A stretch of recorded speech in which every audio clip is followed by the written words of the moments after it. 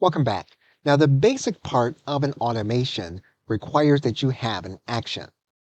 And what you're going to see here is that there's a section here for actions. Now, between the trigger and action, you can have a filter. So, for example, you're going to see here some of the filters that you can use, and you'll find that these are going to be more advanced concepts. You can also add in tags and scoring if that's what you are doing. What we're going to do is we're going to add in a basic action. We have said that when an individual is subscribed to a specific list via a website, we want to have something specific happen. And you'll see some of the actions that we have available. We can use wait time. So for example, we can drag and drop wait time here in this area. We can then click on the wait time. We can then set the properties. So for example, we can say that we want this process to cause the automation before it moves on to wait for at least 1 day. Once we have determined that, what we can do is we can then connect the action to the trigger. We can then set another action in motion.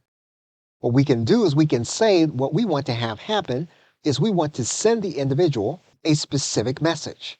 So we can drag and drop messages here. We can click on messages, and we can use one of the messages that we have available from an autoresponder. We can further customize this message.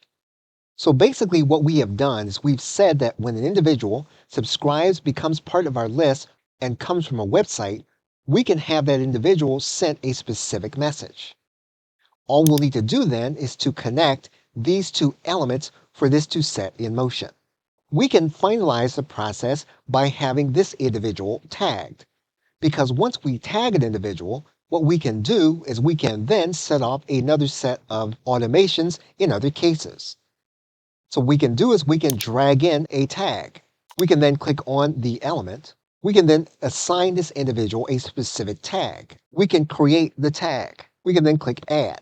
So basically, this individual, once they go through this set of actions, is going to be given a specific tag.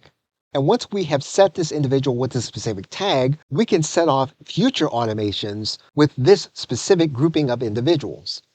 So you have a lot of latitude when it comes to setting automations. And it's a good idea to begin looking at a worksheet to see what is possible. Okay, so with that, thanks, and I'll see you either in another video or in another course.